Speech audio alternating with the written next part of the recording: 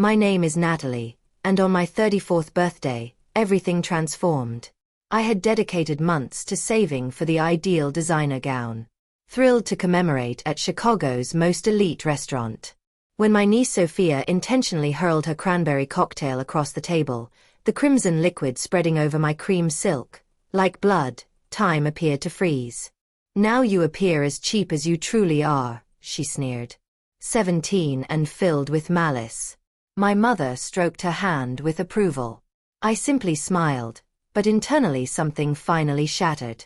If you are viewing this, please hit like and subscribe and tell me where you are located in the comments. You won't believe what occurred next. I have consistently been the dependable one in my family. While my sister Vanessa jumped between jobs and residences in our hometown, I relocated to Chicago and established a career in marketing. Through skill and endless late nights, I advanced from entry-level coordinator to executive director at one of the largest companies in the Midwest. My apartment with a view of Lake Michigan was evidence of those sacrifices, as was my meticulously selected wardrobe, and the luxury vehicle I had bought after my latest promotion. Vanessa, 3 years my senior, had chosen a different route. She became pregnant with Sophia at 20, abandoned community college, and moved through a sequence of boyfriends and minimum wage positions. I never criticized her decisions, but I did become the family support system. Nat, the landlord is threatening removal. Could you assist just this once?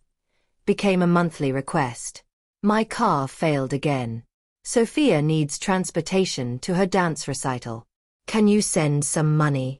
The emergency credit card I provided Vanessa 2 years prior was intended for real crises. Instead, it became her supplement for designer handbags, weekend trips, and restaurant dinners she could never manage. Every month, I covered the bill without protest. Family supports family, correct? When Sophia reached 16 and required a car for school, I purchased her one. Not just any vehicle, but a safe, dependable sedan that I registered under my name for insurance reasons. You can utilize it until you graduate, I told her, observing her expression turn sour at the word utilize, rather than own. My mother Patricia fostered this dynamic my entire existence. From childhood piano performances, where my flawless execution received a distracted, nice job, while Vanessa's error-filled attempt earned standing ovations for trying her best, the pattern was set early. When I earned scholarships to college, Mom claimed I was fortunate. When I secured my first marketing position, she questioned aloud if I truly had time for a career. The pattern persisted into adulthood. My promotions were greeted with, "I hope you aren't overworking, sweetheart." My financial accomplishments were minimized with, "Money isn't everything, Natalie." Meanwhile, Vanessa was doing her best, and has such a generous heart, despite her repeated financial catastrophes. Last month, I earned another promotion to Executive Vice President of Client Relations. The salary boost was considerable. When I phoned to share the news, my mother responded, "That's marvelous, honey. Did I mention Vanessa is considering some online courses? She's so courageous." That evening, Vanessa called to congratulate me. "Must be pleasant," she said. "Some of us have actual responsibilities, not just elegant offices." I could hear Sophia in the background making retching sounds. Despite everything, I adored them. They were my family, and I believed that someday they would truly see me, really see me, and feel proud. That belief carried me through forgotten birthdays, backhanded compliments, and financial abuse. When my birthday approached, I decided this year would be unique. I would organize a celebration at one of Chicago's most prestigious restaurants. I would wear something magnificent. I would invite my dearest friends and my family. Perhaps surrounded by the life I had created, they would finally recognize my worth. Looking back, I realize how desperately I was still seeking their validation. Success, I thought, would finally make them love me the way I had always loved them. I didn't comprehend then that some people are determined to misinterpret you, especially when your achievements emphasize their shortcomings. Planning my birthday celebration became a project I devoted myself to with typical precision. Olinia required reservations 3 months ahead, and I set a calendar alert to call the instant their booking system launched. When I obtained the private dining space for 8 people on my exact birthday, it felt like a sign that this celebration would finally be different. The gown was next. I desired something extraordinary, something that represented who I had evolved into.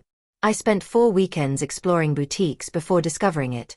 A cream-colored Stella McCartney silk sheath that dropped just below my knees with delicate crystal beading along the neckline.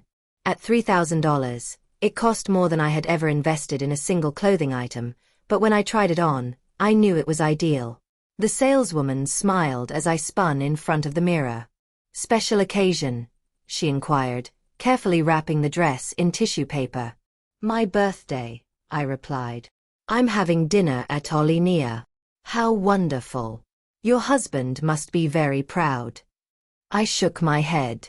"No husband, just me celebrating myself." She nodded with approval. "Even better." Invitations were sent 6 weeks before the date. My closest friends responded instantly. Kate from college, now a pediatrician, Jasmine from work, Daniel and his husband Ryan, who lived in my building, all replied with enthusiastic confirmations and offers to assist with planning. Inviting my family was more complex. I called my mother first. "A Thursday evening," she said, sounding inconvenienced. "That's a lengthy drive into the city on a weeknight, Natalie." "I know, Mom. I can arrange a car service for you if that would help." "We'll see. I'll need to check with Vanessa. Sophia might have dance practice." I swallowed my disappointment. "It's at Olinia." The reservation was difficult to obtain. "I would really appreciate it if you could attend." "We'll try," she said, a promise I knew held little weight. Vanessa's response was equally unenthusiastic. "Olinia? Isn't that place extremely expensive?" "It's my treat," I assured her. "For everyone. Sophia will need something to wear. She can't just appear in jeans to a fancy place like that." I closed my eyes, counted to 5. "I can send you some money for a new outfit for her if that would help." "That would be the minimum you could do," Vanessa said, as if I was imposing by inviting them to a $1,000 dinner. "And we might be slightly late. Sophia has dance until 6. The morning of my birthday, I woke up early. I had scheduled a complete day of pampering, massage, facial, hair, and makeup. As I sipped my morning coffee, I allowed myself to hope. Tonight would be different.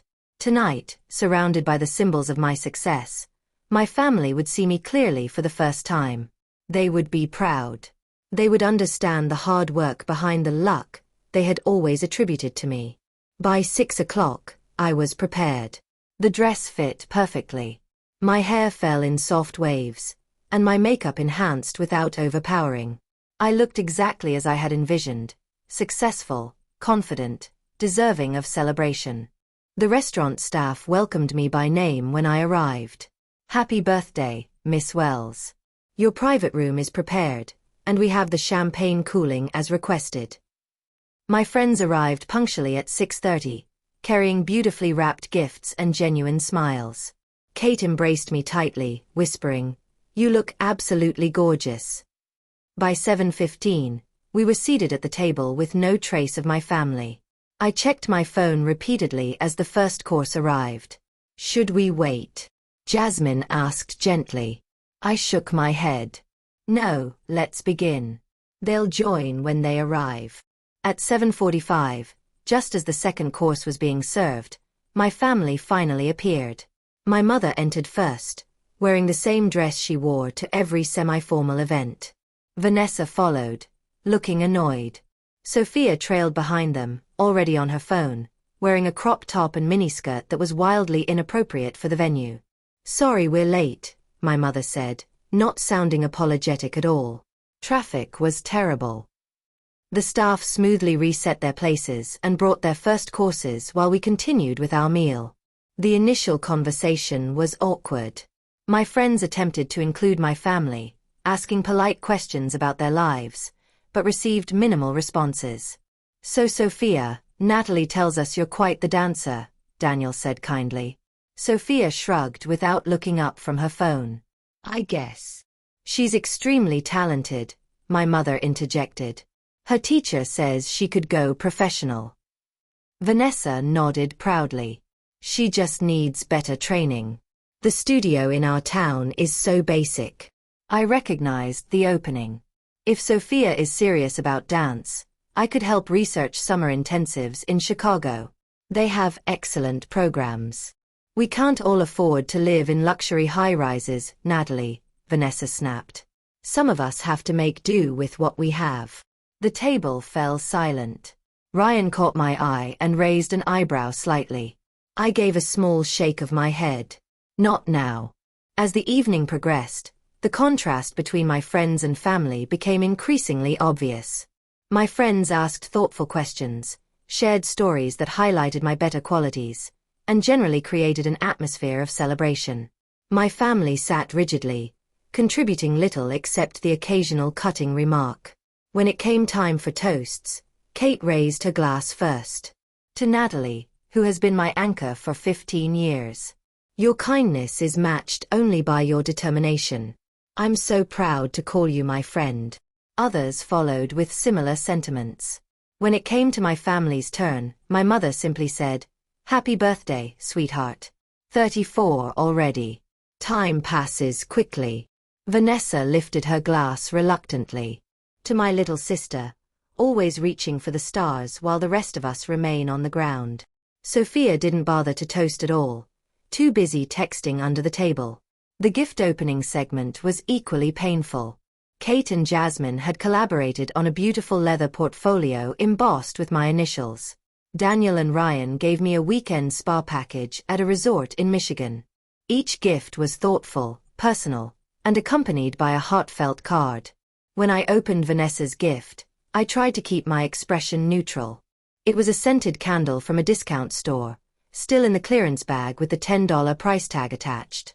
The card, clearly grabbed from a gas station display, simply read, "Happy birthday, sis," with their names scrawled at the bottom. "Thank you," I said, positioning it carefully with the other presents. "This is beautiful."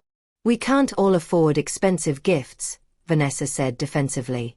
"Some of us have actual expenses." The dessert course arrived, an elaborate creation of chocolate and edible flowers with "Happy Birthday, Natalie" written in gold leaf across the plate. As the waiter explained the components, I noticed Sophia's expression grow darker. She had been moody all evening, but now there was something else in her eyes, something scheming. The dessert presentation was a masterpiece, complete with a sparkler that attracted attention from neighboring tables. As everyone admired it, I felt a momentary surge of pride. This was my life, the one I had constructed from nothing. For just a moment, I allowed myself to enjoy it without guilt. That was when I noticed Sophia whispering to Vanessa, who smirked and whispered something back. My mother leaned in to join their private conversation, all three glancing at me with expressions that made my stomach clench. "Everything all right?" I asked casually. "Just fine," my mother replied. Sophia was commenting how elegant everything is. I turned to my niece, extending an olive branch. "I'm glad you could attend, Sophia. I know weeknight events are difficult with your schedule." Sophia looked directly at me for the first time that evening. "Yeah, whatever. Must be pleasant to squander money like this when there are people starving." "Sophia," Vanessa said in a tone that contained no real rebuke, "be nice. It's your aunt's birthday." My friends exchanged uncomfortable looks. Daniel cleared his throat. "So Natalie was telling us you might be considering colleges soon, Sophia. Any thoughts on what you might want to pursue?" Sophia rolled her eyes. "Not everyone gets to attend college. Some of us have to earn a living." "Actually," I interjected carefully, "I've been setting aside some money for your education. There are some excellent dance programs that offer scholarships too." The table fell silent. This was news to everyone, including Vanessa, who looked suddenly bewildered. "What do you mean you've been setting aside money?" she asked. "A college fund," I explained. "I started it when Sophia was born. It's not enormous, but it should cover community college at minimum, possibly more with scholarships. My mother frowned. You never mentioned this before. I wanted it to be a surprise when the time was appropriate. And now that Sophia is beginning to think about her future, it seemed like a good moment to bring it up. Instead of gratitude, I watched as 3 faces hardened simultaneously. My mother pursed her lips. Vanessa's eyes narrowed, and Sophia, looking more furious than ever, gripped her water glass so tightly her knuckles whitened. So you've just been sitting on a pile of money all this time while we struggled? Vanessa's voice had the dangerous edge I recognized from childhood arguments. While I worked double shifts. While Mom had to remortgage her house to help me with rent. That's not what I said, I began, feeling the evening slipping away from me. I specifically set it aside for Sophia's education. It's in a trust. Always the savior, Vanessa sneered. Always making the rest of us look bad. My friends were now openly uncomfortable. Kate placed a hand on my arm supportively, but said nothing. What could she say? This was family dirty laundry being aired in the worst possible setting. Let's just enjoy dessert, I suggested, attempting to salvage the celebration. We can discuss the college fund another time. No, let's discuss it now, Sophia suddenly spoke up. I don't need your charity. I don't need anything from you. Sophia, honey, my mother tried to intervene. Your aunt is just trying to help. She's trying to control everything like she always does, Sophia shot back, walking around like she's better than everyone because she has money, acting like we should be grateful that she throws us her scraps. The restaurant seemed to go quiet around us, though I knew it was just my focus narrowing to this horrible moment. The beautiful evening I had planned for months was disintegrating before my eyes. That's not true, I said quietly. I love you. I want to help because you're my niece and I care about your future. Sophia stood up abruptly, grabbing her nearly full glass of cranberry cocktail, a non-alcoholic version the restaurant had prepared especially for her. You want to know what I think of your help? She said, voice rising. You want to know what I think of your fancy dress and your fancy restaurant and your fancy life? Before anyone could react, she hurled the contents of her glass directly at me. The cold liquid struck my chest and face instantly, soaking into the cream silk of my $3,000 dress. Red streams ran down the fabric, staining it permanently. In the shocked silence that followed, Sophia delivered the final blow. Now you look as cheap as you really are. My friends gasped. Daniel half rose from his chair, but I put my hand up to stop him. The restaurant had definitely gone quiet now, every table aware of the drama unfolding in our corner. I expected my mother to scold Sophia, to apologize profusely, to do something to acknowledge the cruelty of what had just happened. Instead, she patted Sophia's hand. I think we should leave, she said, standing up. Natalie, this was all a bit excessive. You know how teenagers can be when they feel uncomfortable. Vanessa was already grabbing her purse. We told you this place was too fancy. You should have done something simple if you wanted us to come. I sat frozen, red liquid dripping from my ruined dress onto the white tablecloth. I could feel eyes on me from every direction.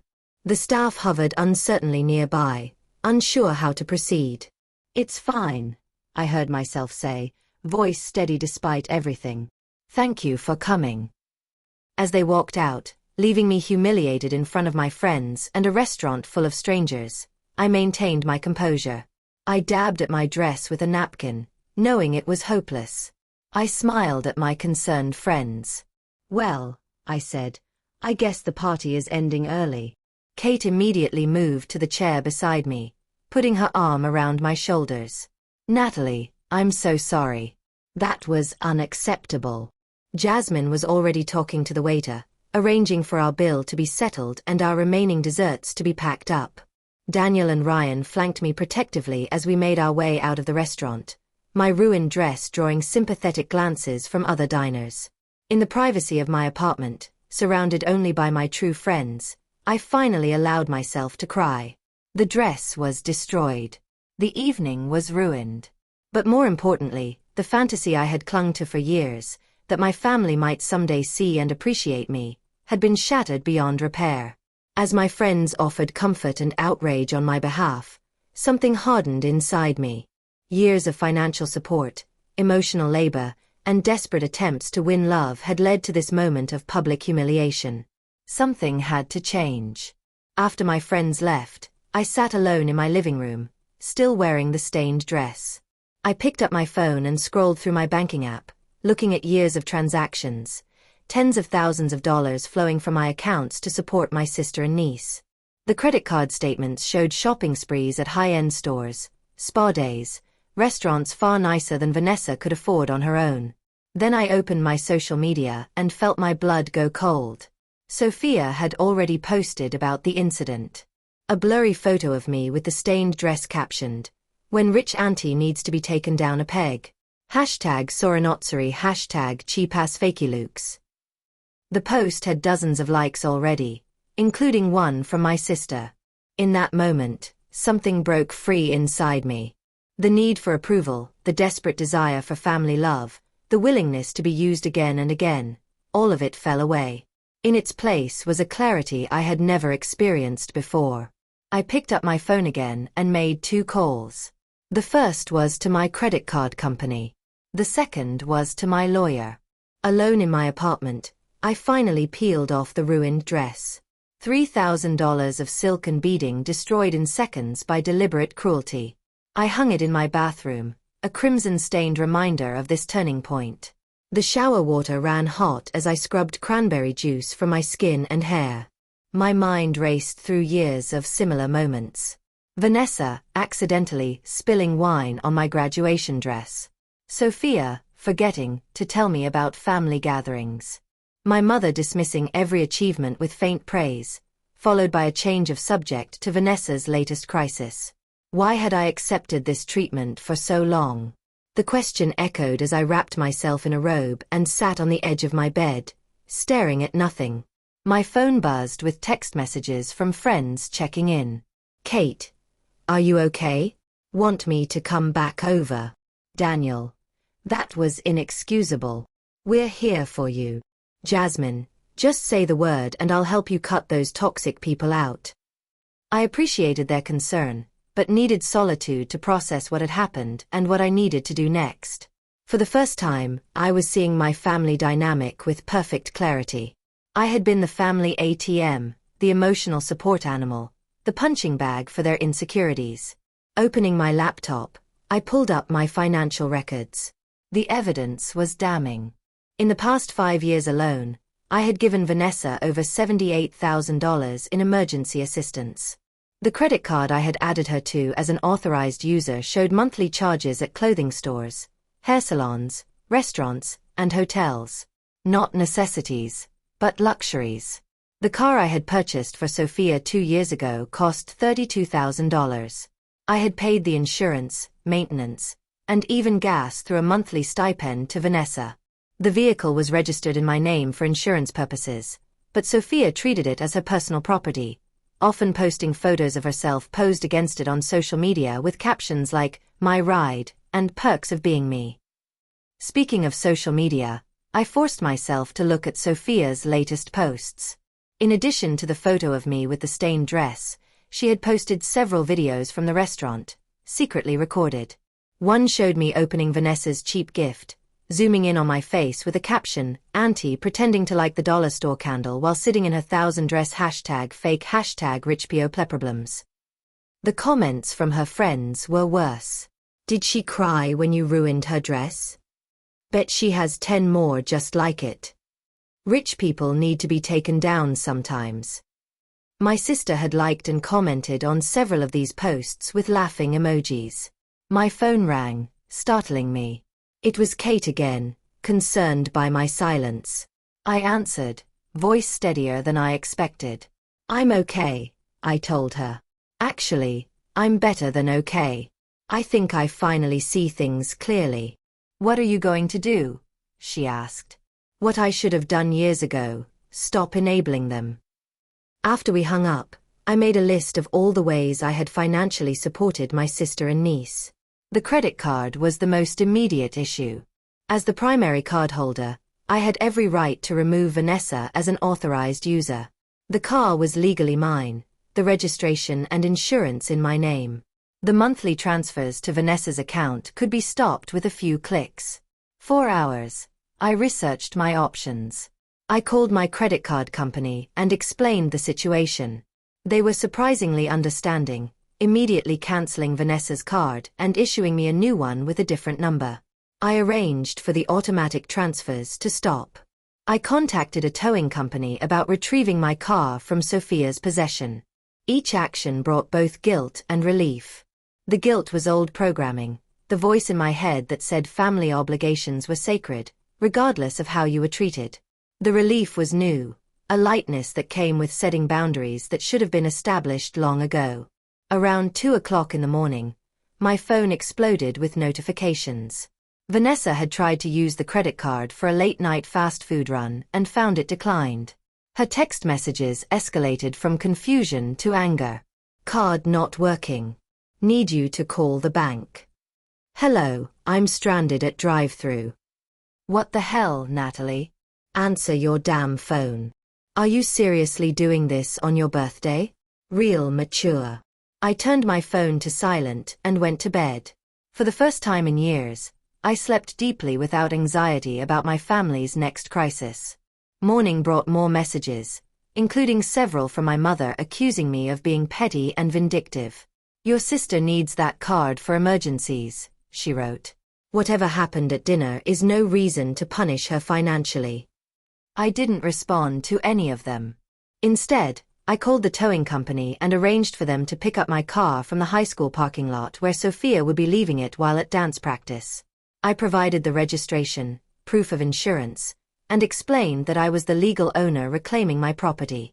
We'll have it at your building by noon, ma'am, the dispatcher assured me. I called my office and took a personal day. This confrontation would require my full attention.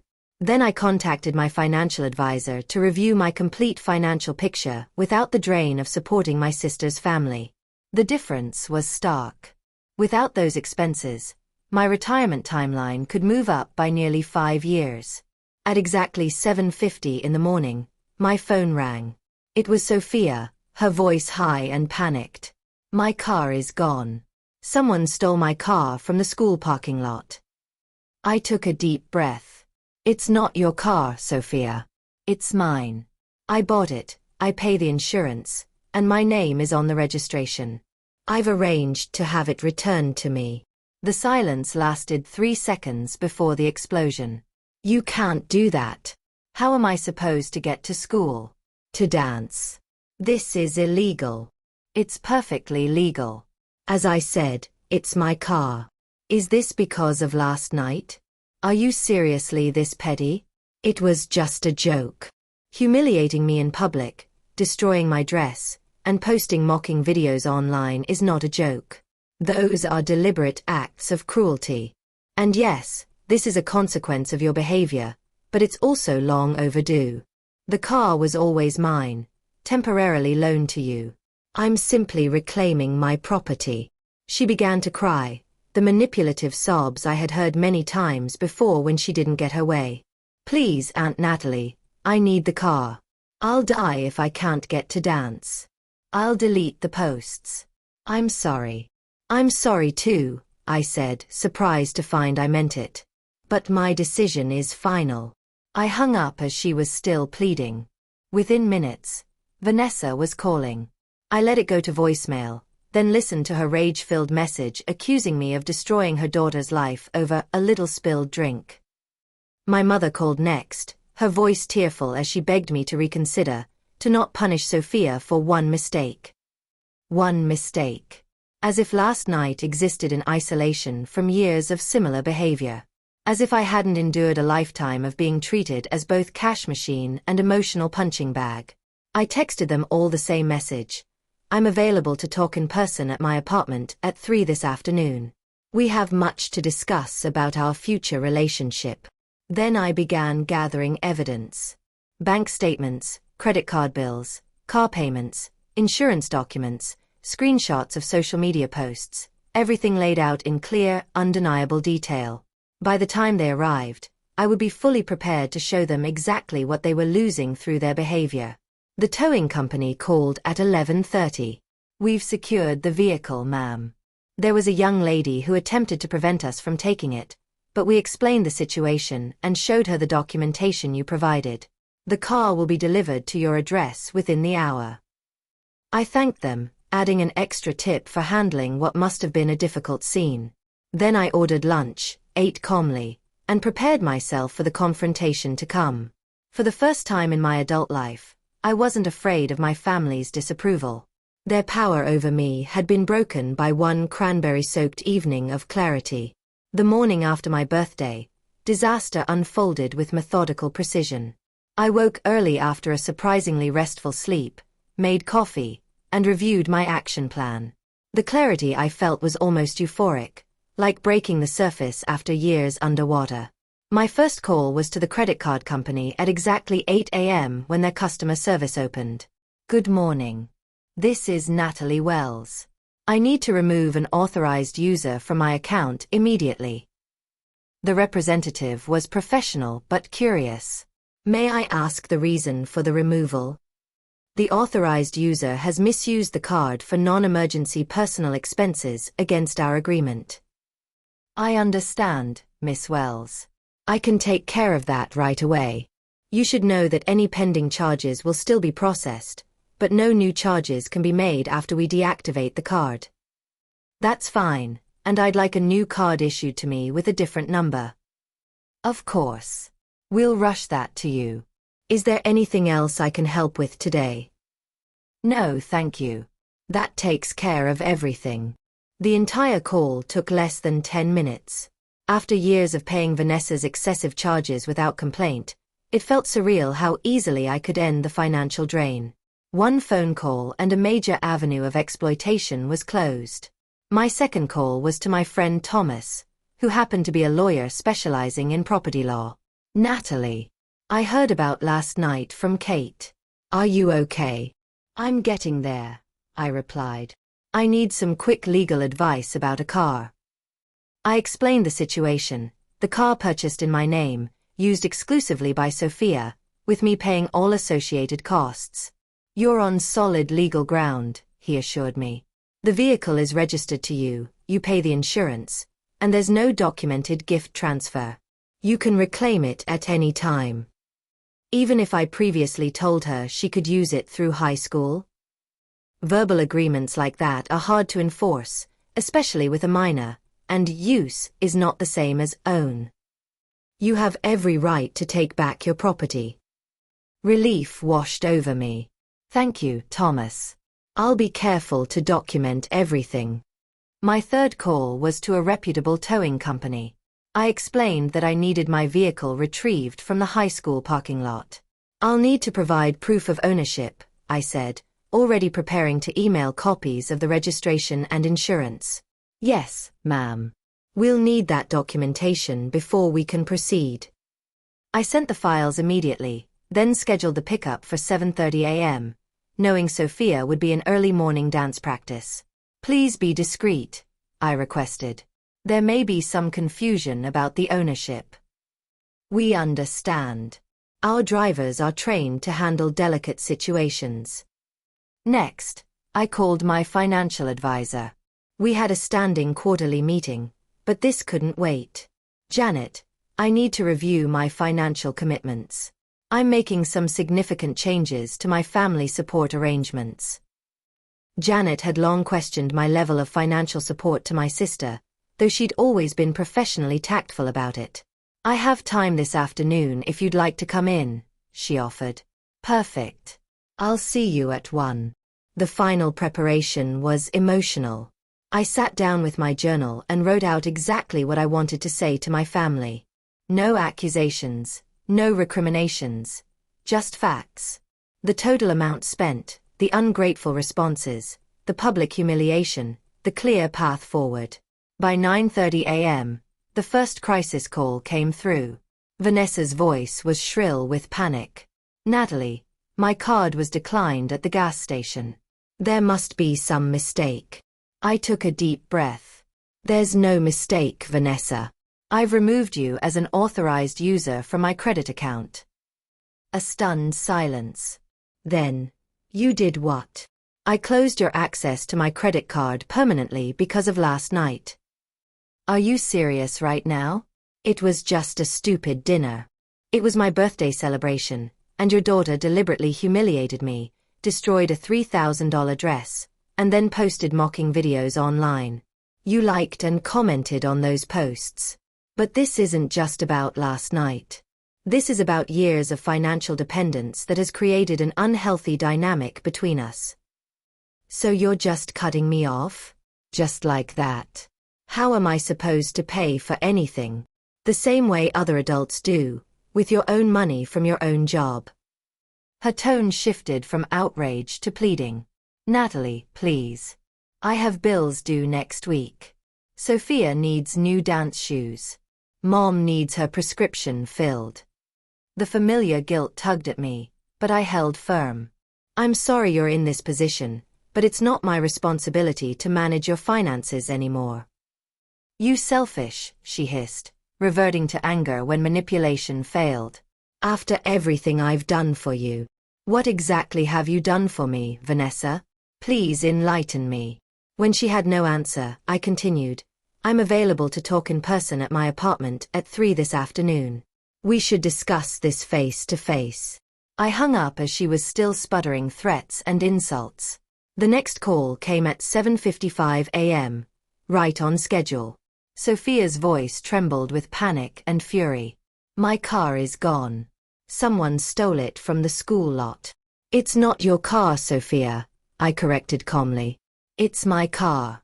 I bought it, I pay for the insurance, and the registration is in my name. I've arranged to have it returned to me. Her shock was audible. You can't do that.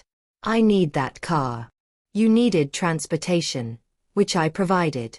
You've now lost that privilege because of your behavior. Are you serious? It was just a joke.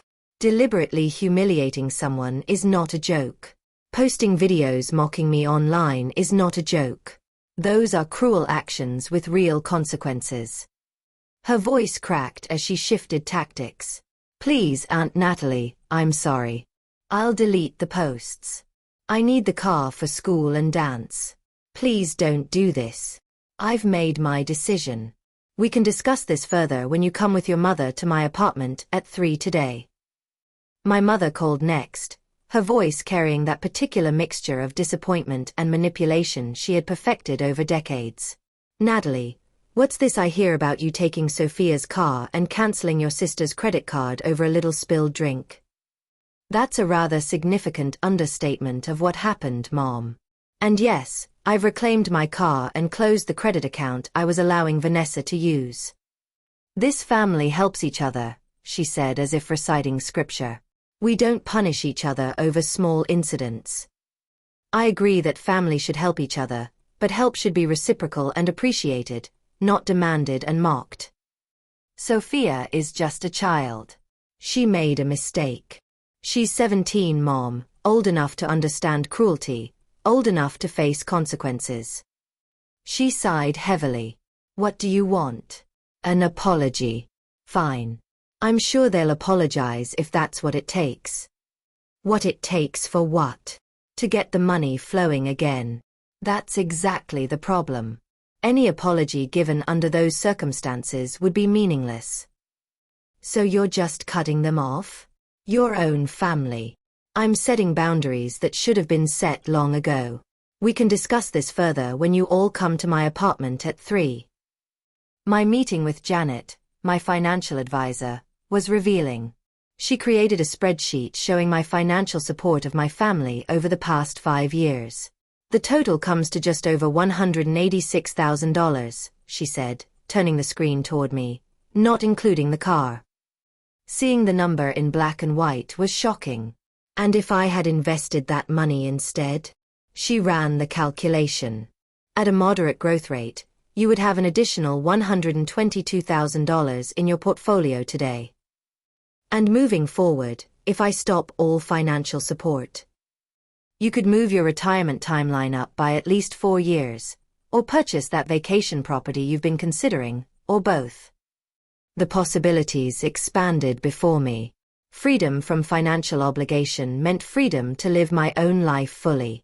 By the time I returned to my apartment, the towing company had delivered my car to the building's garage. The attendant handed me the keys with a sympathetic smile. "Young lady at the school was pretty upset," he commented. "Kept saying it was her car." "Family misunderstanding," I said simply. "Thank you for handling it professionally." I spent the next hour preparing my apartment for the confrontation to come. I set out the financial documents on the dining table. I printed screenshots of Sophia's social media posts. I made coffee and set out water, but no snacks or other comforts. This was not a social visit. At precisely 2:55 p.m., my building security called. "Miss Wells, there are 3 people here to see you. Vanessa, Sophia, and Patricia Wells." "Please send them up," I replied, straightening my shoulders. The knock came moments later, 3 sharp raps that somehow conveyed fury. I opened the door to find exactly what I expected. Vanessa red-faced with anger, Sophia puffy-eyed from crying but still defiant, and my mother wearing her martyred expression. "Come in," I said calmly. "We have a lot to discuss." They entered my apartment like invaders, Vanessa storming in first with barely contained rage, Sophia sulking behind her, and my mother bringing up the rear with an expression of sorrowful disappointment that had cowed me since childhood. "Sit down," I said, gesturing to the dining table where I had arranged the documents. "I'm not sitting anywhere until you explain yourself," Vanessa snapped. "How dare you strand my daughter at school? How dare you cancel my credit card without warning?" I remained calm. "The car is registered in my name. I pay the insurance. It's legally mine. You gave it to Sophia. I allowed her to use it. There's a significant difference." My mother stepped forward, adopting her peacemaker role. "Natalie, honey, I understand you're upset about what happened at your birthday dinner, but this response is extremely disproportionate." "Is it?" I asked, pulling out a chair for myself and sitting down. "Please, all of you sit. I want to show you something." Reluctantly, they took seats around the table. Sophia immediately slumped in her chair, arms crossed defensively over her chest. "These are my bank records for the past 5 years, I began, sliding a folder toward them. "They show every transfer made to Vanessa's account. The total is $87,632. Vanessa's eyes widened slightly, but she said nothing. "These are the credit card statements for the account I allowed you to use for emergencies," I continued, pushing another folder forward. "The total charges come to $34,118. Items purchased include designer clothing, restaurant meals, concert tickets, and spa treatments. Not what most people would consider emergencies." My mother cleared her throat uncomfortably. "Family helps family, Natalie. You've been blessed with financial success." "I've worked extremely hard for my financial success," I corrected her. 60 to 70-hour weeks for years, sacrificed relationships and personal time, earned every promotion through excellence. I turned to the next document. "This is the purchase agreement for the car Sophia has been using. $32,000, plus insurance and maintenance costs of approximately $4,000 annually.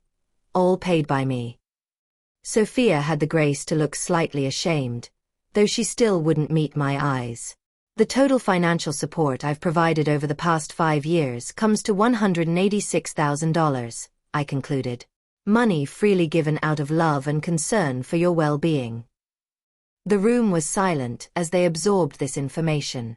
Vanessa looked stunned, as if seeing the total amount for the first time made her realize the extent of her dependence. "And this," I said, placing my tablet on the table, "is how my generosity has been repaid." I opened the screen to Sophia's social media page, showing the posts from the previous night, the photo of me with the stained dress, the videos secretly recorded during the dinner, the mocking captions, and cruel comments. "Sophia, would you care to explain why you thought it appropriate to humiliate me publicly, then share that humiliation with hundreds of people online?" She squirmed in her seat. It was just a joke. Everyone posts stuff like that. A joke is something everyone laughs at. Did you see me laughing when you threw your drink on me? Did you think I would find it amusing to have a $3,000 dress ruined? You can afford another one, she muttered. That's not the point. The point is respect, basic human decency, neither of which you demonstrated last night. I turned to Vanessa. And you liked these posts. You commented with laughing emojis. You encouraged this behavior. I didn't think it was that serious, she defended weakly. And you, I said finally to my mother, when Sophia threw her drink on me, you took her side. You comforted her as if she was the victim. My mother looked genuinely confused. She was upset. She was upset because she had just deliberately humiliated me in public, and your first instinct was to comfort her, not to address her appalling behavior. I stood up and walked to the window, gathering my thoughts before turning back to face them. For years, I've supported you financially and emotionally. I've never asked for anything in return except basic appreciation and respect. Last night made it crystal clear that I can't even expect that much from you. Vanessa seemed to finally grasp the severity of the situation. So you're just cutting us off completely? I'm establishing boundaries that should have been in place long ago. The credit card is cancelled. The financial support is over. The car is mine again. How am I supposed to get to dance? Sophia burst out. How am I supposed to get to school? The same way thousands of other teenagers do, walk, take the bus, ask your friends for rides. This isn't fair. Neither is being mocked and humiliated by someone I've generously supported for years. My mother tried a different approach. Natalie, I understand you feel hurt, but this feels like punishment, and families shouldn't punish each other. This isn't punishment. These are natural consequences. When you mistreat someone who has been supporting you, that support may end. The reality of their situation was beginning to sink in. Vanessa looked pale. The rent is due next week. I can't make it without your help. I'm sure you'll figure something out. Perhaps a second job or a roommate. And Sophia's dance classes? Her college fund. The college fund still exists. It's in a trust that she can access when she enrolls in higher education. As for dance classes, that's something you'll need to budget for yourself now. Sophia's eyes widened. So you're not taking away the college money? That was always for your education, and it will remain for that purpose. But everything else, all the extra support, is over. A heavy silence fell over the room. My family exchanged glances, seemingly at a loss for how to proceed. The dynamic had shifted so dramatically that their usual tactics, the guilt and manipulation, the anger and tears, weren't working. I can't believe you would do this to your own family, my mother finally said, falling back on emotional manipulation. After everything we've been through together? What exactly have we been through together, Mom? When have any of you supported me through a difficult time? When have you celebrated my successes without jealousy or resentment? When have you shown me 1/10 of the consideration I've shown you? She had no answer. Vanessa, always quicker to adapt, changed tactics. Okay, we messed up. We're sorry. What do we need to do to fix this? This isn't something you can fix with a hasty apology. This is about fundamentally broken patterns in our relationship. Patterns that have persisted for decades and will take significant time and effort to repair, if they can be repaired at all. So that's it. You're just done with us. Sophia's voice cracked, genuine fear breaking through her teenage bravado. I softened slightly. I'm not done with you. I'm done enabling destructive behavior. I'm done being an ATM. I'm done accepting disrespect and cruelty as my due. I walked back to the table and gathered the documents into a neat stack. I'd like each of you to take some time to reflect on our relationship, on what you've contributed versus what you've taken, on how you've treated me, and whether that treatment reflects the love you claim to feel. For the first time, I saw uncertainty in my mother's eyes, perhaps even the beginning of genuine remorse. "What happens now?" she asked quietly. "Now you go home and figure out how to live within your actual means.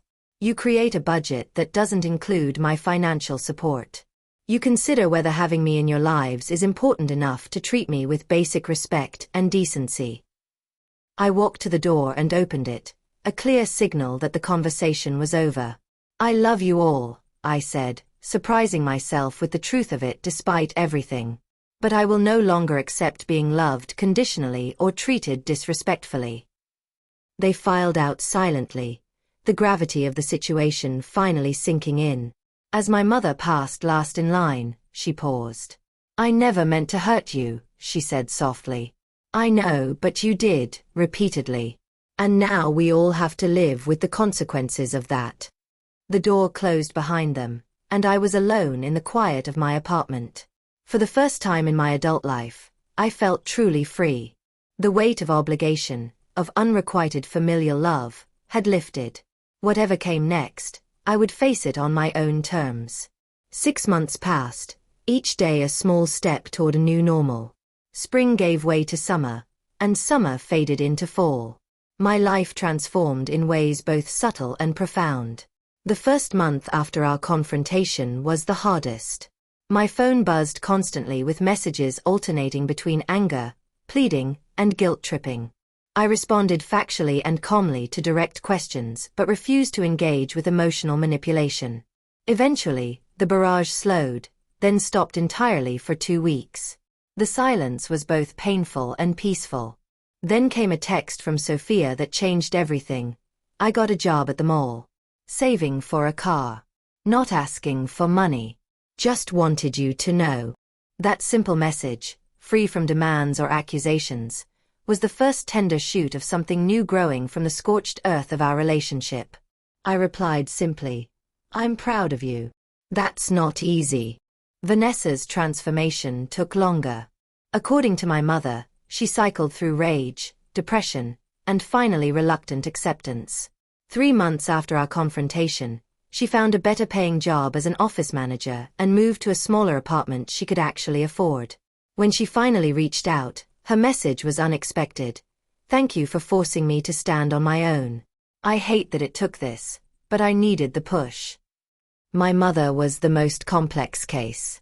Decades of enabling Vanessa and dismissing me couldn't be undone quickly. We began with brief, carefully neutral phone calls once a week. She struggled to break old patterns, occasionally slipping into comments about how Vanessa and Sophia were suffering without my support. But I gently redirected these conversations every time. "I'm glad to hear about Vanessa's new job," I would say. "That must be a relief for everyone." Slowly, my mother began to see me clearly, perhaps for the first time. She asked questions about my work, my friends, my life with genuine interest rather than cursory politeness. During one call, she surprised me with an observation. "You sound different, Natalie." "Happier." "I am," I replied. "Setting boundaries has been good for me." "I can see that now," she said thoughtfully. I wish I'd been better at seeing you before." It wasn't quite an apology, but it was a start. By the 6-month mark, we had progressed to monthly family dinners, not at expensive restaurants, but at my mother's house. Simple meals where we were relearning how to be together without the distortions of financial dependence. Sophia, now working part-time and focused on college applications, had matured remarkably. During one dinner, she asked if she could speak with me privately after the meal. We walked in my mother's garden as evening fell. "I need to apologize properly," she said, looking me in the eye. "What I did at your birthday was cruel and stupid. I was jealous of your life, your success. It seemed so easy for you and so hard for Mom and me." "It was never easy," I told her. "I worked incredibly hard for everything I have. The difference was that I took responsibility for my choices." She nodded. "I understand that now. Working for minimum wage has been educational." I laughed at her dry tone. "I bet it has. The thing is," she continued, I actually like earning my own money. It feels good to buy something and know it's really mine, not a handout. That's how independence works, I agreed. It's harder but more satisfying. About college, she said hesitantly. Is that trust fund really still there? It is. Education was always the plan for that money, and it still is. Her relief was palpable. Thank you. I'm applying to state schools with dance programs. More practical than my old plans. That sounds like a wise decision. As we walked back toward the house, she asked, "Are we okay, you and me?" "We're getting there," I answered honestly. Trust takes time to rebuild. Vanessa's transformation was perhaps the most profound. Without the safety net of my financial support, she had found resources within herself she never knew existed. She was taking night classes in accounting, building skills for long-term career growth. During a rare sister lunch, just the two of us, she confessed, "I resented you for so long. Your perfect life, your freedom. I told myself you had it easy because you didn't have a child, because you left home, because you were lucky."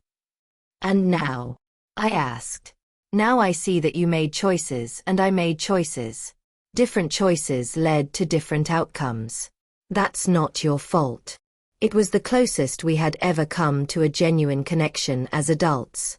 My mother took the longest to truly change, but small shifts were happening. She began treating Vanessa and me with more equality, acknowledging my accomplishments without immediately pivoting to Vanessa's struggles. During a private moment after dinner one night, she took my hand. "I failed you as a mother," she said simply.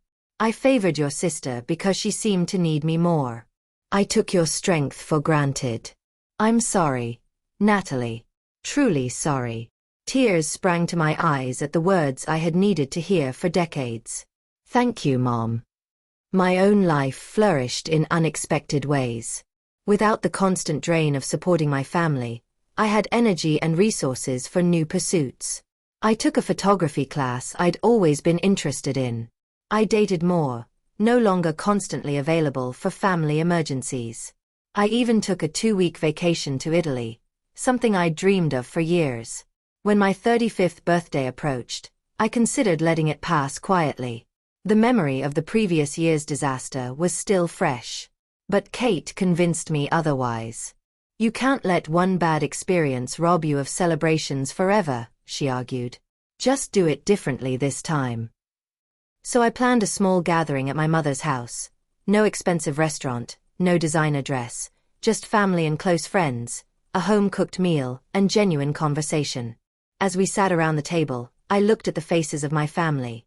Still imperfect, still learning, but trying now in ways they never had before. Sophia had made me a handmade card that showed real effort and thought. Vanessa had bought me a simple but thoughtful gift within her actual budget. My mother had prepared all my favorite foods from childhood. When it came time for toasts, my mother stood first, surprising everyone. "To my daughter Natalie," she said, voice steady, "who had the courage to show us all a better way to be family, who loved us enough to stop enabling our worst behaviors. I'm proud of the woman you've become and grateful for the chance to truly know you now." Glasses clinked as emotions ran high around the table. The journey had been painful, but the destination was worth it. We were building something new from the ashes of unhealthy patterns, something based on mutual respect rather than dependence and resentment. Later that evening, as guests began to leave, Sophia approached me with an envelope. "I saved from my job," she said, handing it to me. "It's not much, but I wanted to repay you, at least symbolically, for the car and everything else." Inside was $200 in carefully counted bills. "Sophia, you don't need to do this," I began. "I want to," she insisted. "It's important to me to show you I understand now." I accepted the envelope with the gravity it deserved, recognizing it not for its monetary value, but for what it represented: accountability, growth, respect. As I drove home that night, I reflected on the lesson of the past year. Sometimes the greatest act of love is saying no. Sometimes the most difficult boundaries are the ones most essential for growth.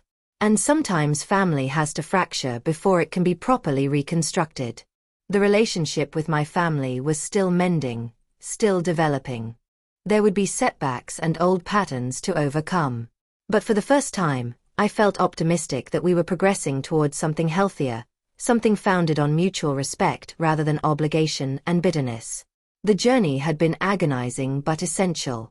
By remaining steadfast in my worth, I had provided my family the chance to rise to their finest selves rather than continuing to descend into entitled dependency. And I had granted myself permission to be valued, respected, and genuinely loved. If you have ever dealt with entitled family members or struggled to establish boundaries with loved ones, please share your experiences in the comments below. How did you handle it? What worked for you? And if you enjoyed this story of family transformation, please like, subscribe, and share with someone who might need to hear it. Remember, sometimes the most challenging choices lead to the most necessary healing.